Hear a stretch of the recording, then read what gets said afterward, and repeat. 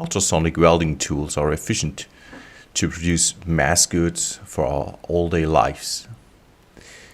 So today we want to show you how an experimental model test is analyzed, which was performed by a PCB 3D scanning laser vibrometer. So this is the test piece. We have a sonotrode excited by a PCT converter, and after scanning the device we obtain the operational deflection shapes. So we're using a white noise signal to excite all frequencies, and to perform this we did the measurement from all sides except for the top.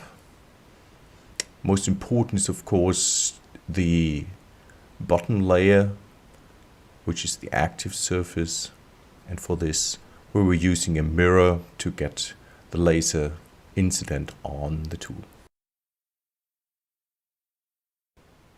Now we look at the operational deflection shapes for the different frequencies. Here the lower frequencies, bending modes, and if you go to the nominal welding frequency, which is 20 kilohertz, this one, it shows a piston mode. So this was the nominal frequency of 20 kilohertz. You see it looks very even, very well balanced, the mode shape.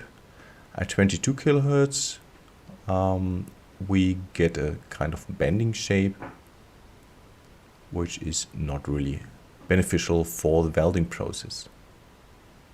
Now let's look at some higher modes which are not that relevant, but for model updating they can play an important role.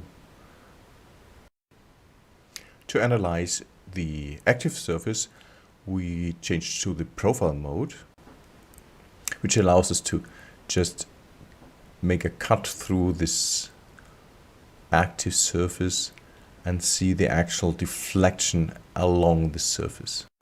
It was a white noise excitation, that's why the scale is only 16 nanometers, and you see it's a very planar motion which we can look at here. If you look just at 22 kilohertz, it looks completely different. It looks like a bending mode, which it actually is, and this is not suitable for welding.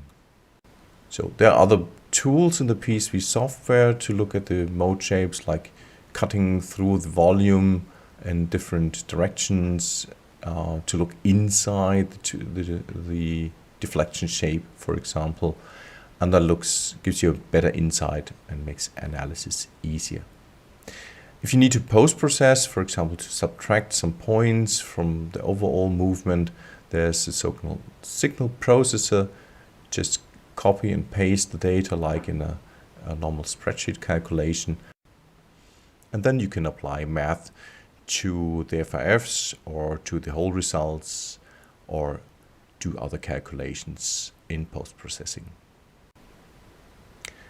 After the analysis, you probably want to go into curve fitting, like in the Polytech Polywave program, to extract the modes, model damping and things like that, and other parameters, so we can export in various formats, classical universal file, but also to other file formats, or just to extract all the geometry which was measured by the PCB scanning laser vibrometer. And of course also animations can be exported for your presentation purposes. That was the end of our little tutorial. If you have any further questions, just call us or visit polytech.com for more info.